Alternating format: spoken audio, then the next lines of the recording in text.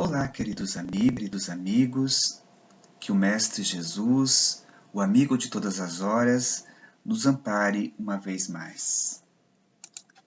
Malco era um jovem ambicioso, que decidira, de forma a angariar honrarias e louros, servir ao sumo sacerdote. Ele queria fazer-se notado, queria conquistar honrarias, queria trocar a infâmia pela adulação, e assim ele coloca-se a serviço deste homem mesquinho que se fizera líder dos judeus. Na mesma época, nós podemos observar que Jesus adentrara aos pórticos de Jerusalém.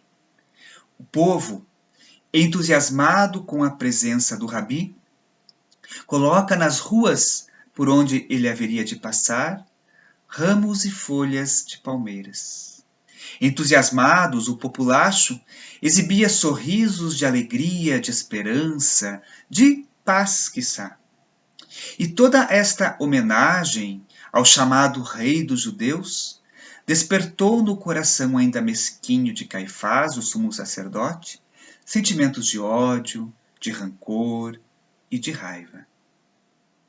Naquela noite, logo após a sua chegada triunfal, apercebendo-se de que o momento do testemunho se aproximava, Jesus, contemplando o céu repleto de estrelas, decide orar e convoca os seus melhores amigos, afastando-se da multidão, busca um lugar distante e, de certa forma, liga-se ao Pai através da oração. Quando retorna para junto dos amigos que ele havia convocado para este momento de prece, observa que eles estavam dormindo. Isso se repete algumas vezes. Nós podemos até imaginar o que Jesus dizia naqueles momentos de oração. O que pensava ele? E é fácil cogitar que não devia orar por si próprio. Deveria pensar em todos nós, humanidade daqueles dias, que ainda não tínhamos condições de compreender a sua doce mensagem. Devia orar por seus algozes, que o perseguiriam, o crucificariam e lhe tirariam a vida. Devia pensar em Judas, o amigo querido que o trairia em poucos instantes. E é neste clima de oração, de angústia, de expectativa que a tragédia se aproxima. Judas conduzia a coorte que iria aprisionar Jesus. Quando se aproximam, pergunta-lhe o mestre: a quem buscais? E a soldadesca responde: Jesus de Nazaré. E ele, sem medo, sem hesitar, responde: sou eu. Os amigos, naquele momento, acordaram assustados. Gritos, impropérios, e entre eles Pedro, que portava uma espada.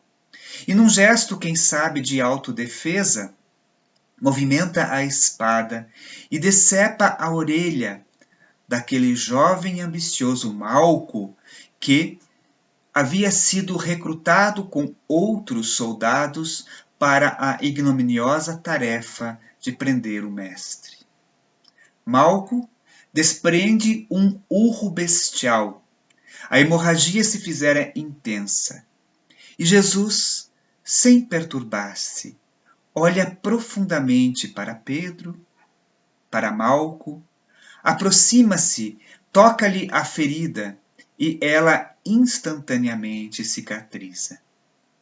Contemplando Pedro ainda com a espada em punho, diz para ele: Pedro, embainha a tua espada, porque aquele que com ferro ferir, com ferro também será ferido.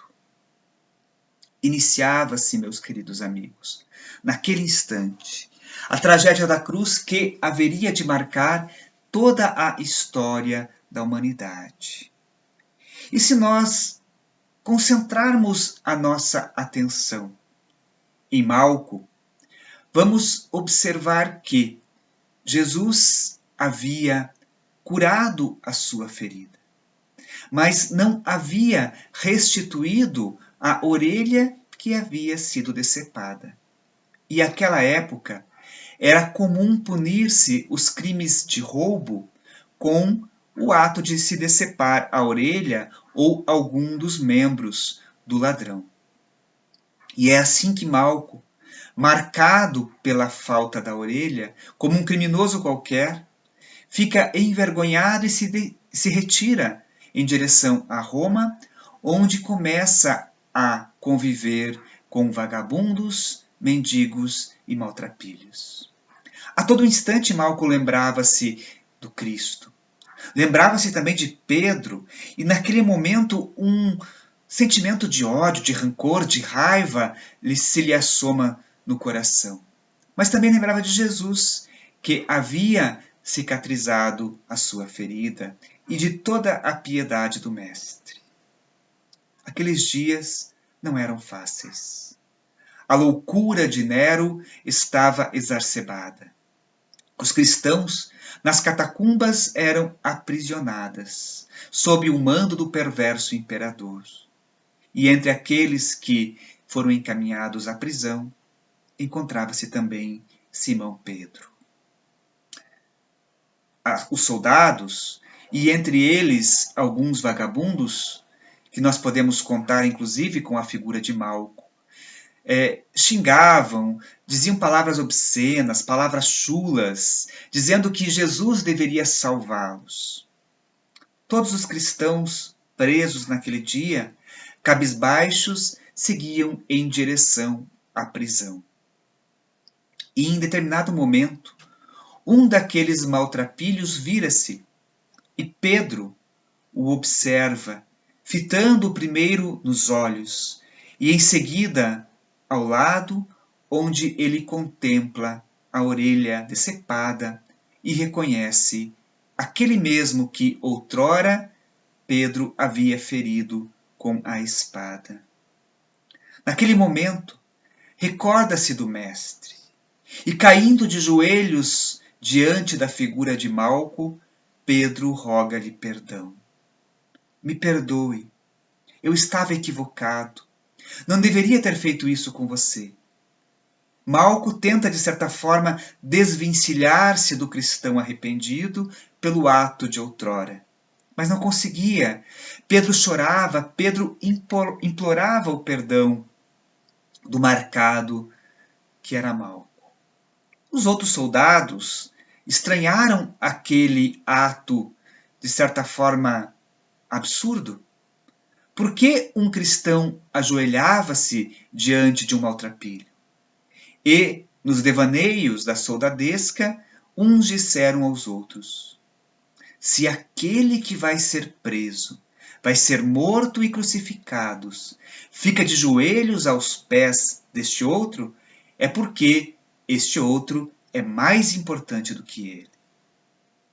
E, naquele momento, os soldados prendem Malco e conduzem-o à prisão, mesmo entre os gritos onde ele dizia-se inocente. Mas não era ouvido. E, alguns dias depois, colocaram ao lado da tosca cruz onde Pedro ia ser crucificado, uma outra, onde Malco é também crucificado, e blasfemando e estorcegando-se, morreu ao lado de Pedro.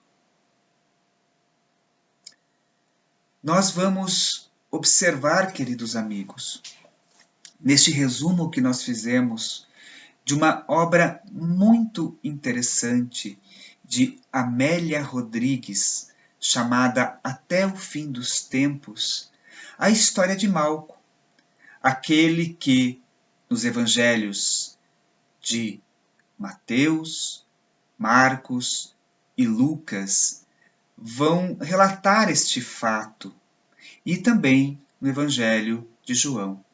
E é um fato tão marcante, tão importante, que ele é anotado nos 4 evangelhos. Em Mateus, Marcos e Lucas, anota-se que um dos que estavam ali teve a orelha decepada, um dos servos do sumo sacerdote. Lucas é o único que fala que Jesus curou-lhe a ferida, dizendo assim: e tocando-lhe a orelha, o curou. Mas é João que vai aliás, citar textualmente o apóstolo que cometeu o ato e o nome do servo que teve a orelha decepada. No capítulo 18, versículo 10 do Evangelho de João, nós vamos dizer assim, ele vai dizer assim: então Simão Pedro, que tinha a espada, desembainhou-a e feriu o servo do sumo sacerdote, cortando-lhe a orelha direita, e o nome do servo era Malco. Passaram-se, desde aquela época, mais de 2000 anos. E, não obstante o tempo passado, nós podemos tirar, ainda nos dias de hoje, preciosas lições. A primeira delas é no que nos diz respeito à ambição. Quando nós observamos a figura curiosa de Malco, que queria angariar louros e glórias sem medir nenhum esforço, a todo custo, pelo simples fato de se fazer notado, de alcançar a fama, de alcançar a notoriedade, nós podemos fazer facilmente uma ligação com os dias de hoje, quando muitos de nós buscamos incansavelmente o sucesso profissional, pessoal, financeiro, sem medir esforços, sem pensar no que precisaremos fazer para que este sucesso, estes louros, estas glórias sejam alcançados. Mas poderíamos indagar: o que é o sucesso? Se nós observarmos o sucesso profissional, nós vamos ver muitas e muitas pessoas que alcançaram o topo das suas carreiras muito bem-sucedidas, mas que, no entanto, são companheiros de jornada frustrados. Muitos vão para o trabalho como por obrigação, apenas para que não se baixe o padrão de vida. Seria isso o sucesso?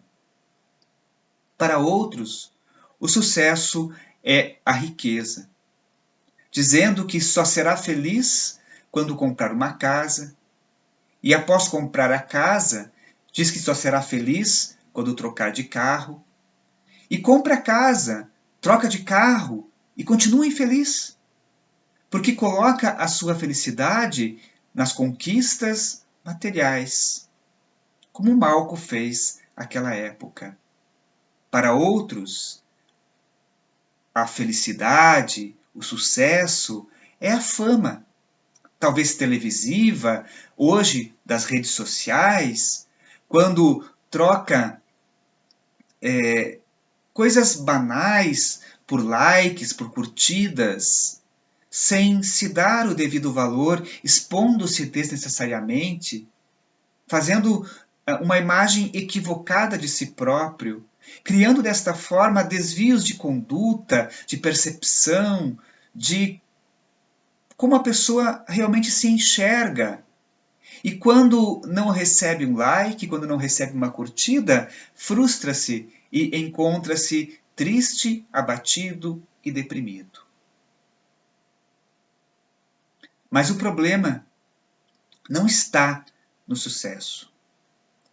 No Momento Espírita, em uma mensagem intitulada O Sucesso, nós vamos trazer alguns exemplos que eu acho muito interessante para que nós possamos entender um pouco desta busca da ambição que Malco já apresentava há 2000 anos e que nós insistimos em apresentar nos dias de hoje. Essa mensagem vai dizer que o sucesso de Júlio César, o conquistador do mundo, era entrar em Roma em carro dourado sob os aplausos da multidão. Mas tudo isso não o isentou do punhal de Brutus nas escadarias do Senado. O sucesso de Nero, que há pouco relatamos, perseguia os cristãos, eram suas conquistas, suas vilezas, que, entretanto, não impediram a morte infamante a que ele mesmo se entregou desesperado. O sucesso do ditador Hitler era encontrado em batalhas cruéis nos campos da Europa e da África. E, não obstante tudo isso, não se alterou a sua covardia moral, que o conduziu a suicídio vergonhoso. Mas também podemos observar que o sucesso de Gandhi foi o enfrentamento à morte, proferindo o nome de Deus. O sucesso de Pasteur foi auxiliá-lo a aceitar a tuberculose com serenidade. O sucesso de tantos mártires, tantos santos, cientistas, pensadores, artistas, cidadãos que amaram, ofereceu-se-lhes na resistência que os fez suportar as afrontas, as crueldades, as dificuldades, as dores, com abnegação, com coragem e com fé. Então nós vamos observar que a ambição desenfreada pela conquista das coisas materiais, da fama, do poder, só nos esvazia o coração.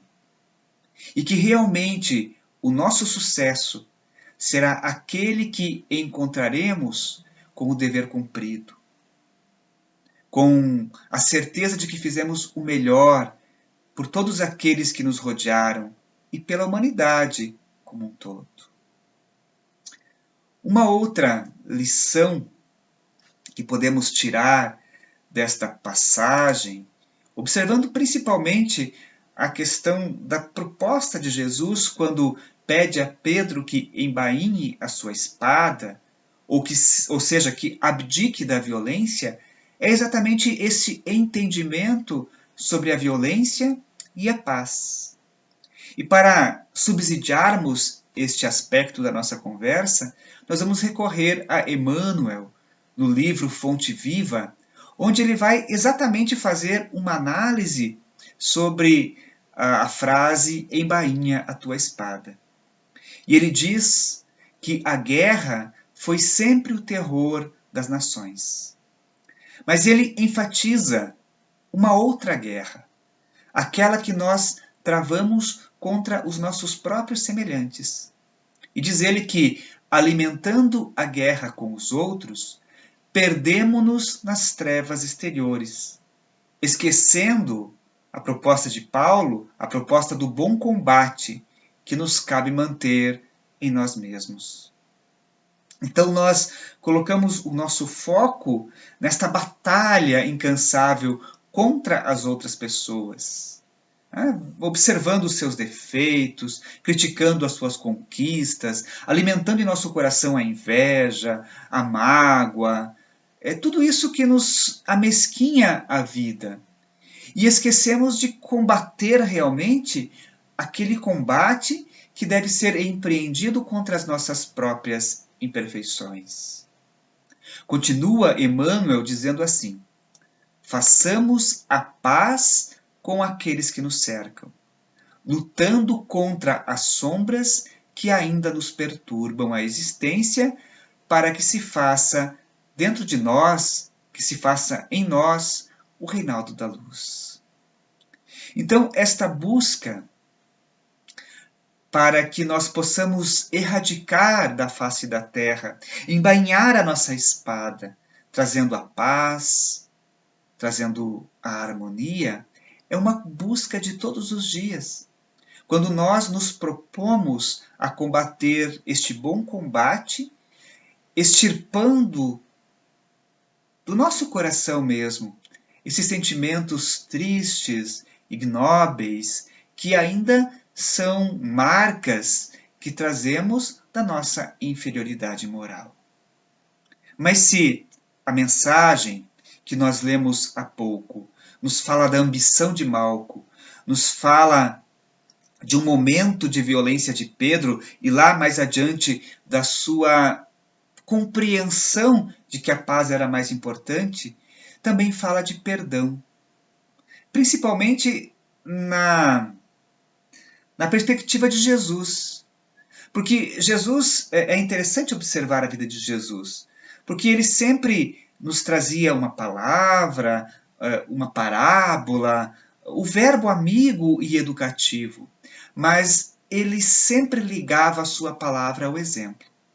Então, nós vamos ver nos seus ensinamentos a proposta do perdoar 70 vezes 7 vezes. Mas aqui nesta passagem, pouco antes de perder a vida numa cruz, o exemplo, né, a exemplificação perfeita do perdão. Porque Malco estava ali, junto com os soldados, predispostos a prendê-lo, para que ele fosse condenado à morte em uma cruz. E a morte na cruz, nós sabemos, é uma das mortes mais dolorosas que nós podemos imaginar. Vamos tentar nos colocar no lugar de Jesus. Se fôssemos nós que ali estivéssemos diante dos soldados, qual seria a nossa atitude? Provavelmente, né, quando Pedro decepa a orelha de Malco, nós diríamos bem feito. Ficaríamos felizes, poderíamos até afirmar que aquele ato era uma manifestação da justiça divina. E o que Jesus faz? Pede a Pedro que guarde a espada, porque não queria violência, e porque se ele continuasse naquela atitude, iria criar uma dívida de difícil quitação, né, dando a dica, né, de que quem fere com ferro, quem fere com a espada, também será ferido da mesma forma. Mas ele vai além disso, porque ele perdoa a infantilidade, a maldade, a ambição do jovem Malco e cura, inclusive, a sua ferida.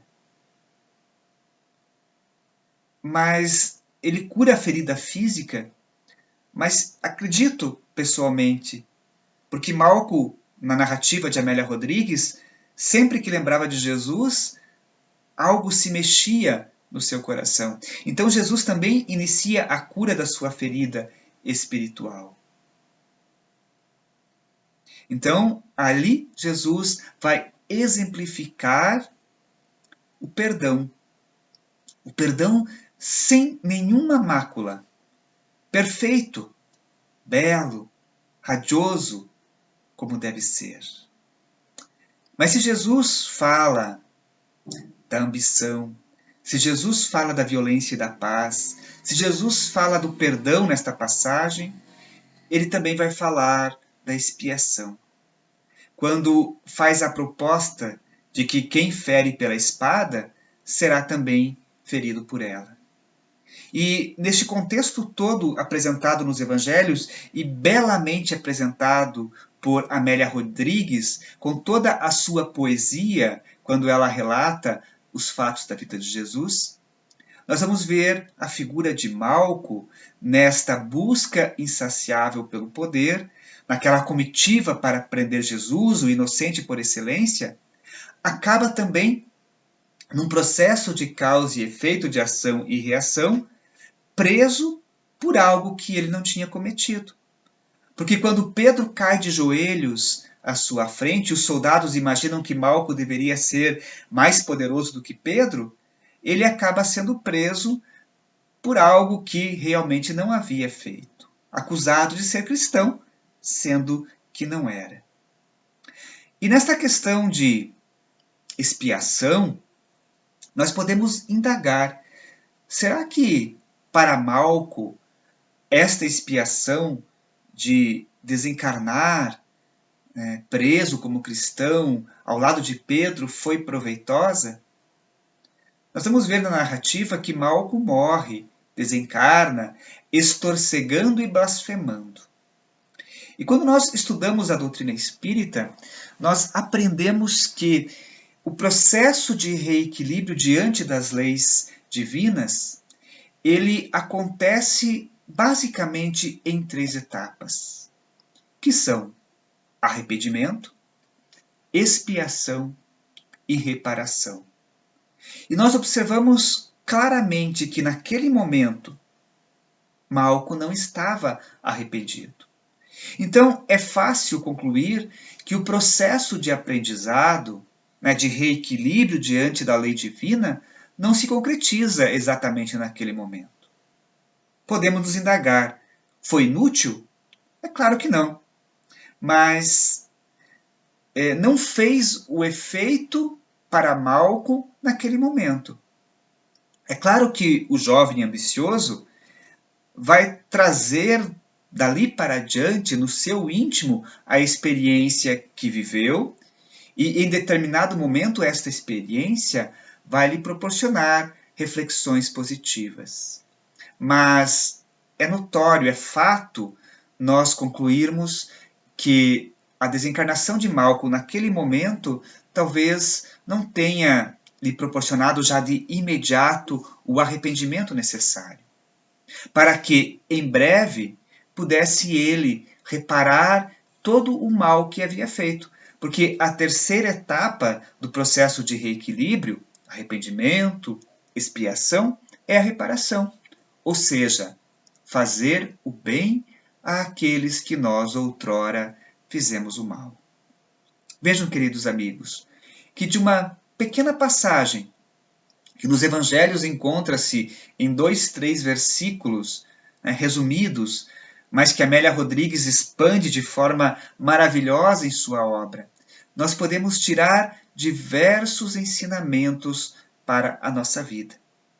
E nós pedimos licença aos amigos para encerrar a nossa conversa com Amélia Rodrigues, trazendo o final desta mensagem, onde ela textualmente fala assim: espada e cruz. A espada fere e produz dano, que aguarda correção. A cruz eleva e santifica os sentimentos humanos. Há espadas invisíveis que despedaçam vidas, esfacelam esperança, ceifam ideais, destroçam edificações do bem. Há cruzes invisíveis que depuram, convidam à reflexão, transformam-se em asas que alçam o ser às cumeadas do progresso e da felicidade.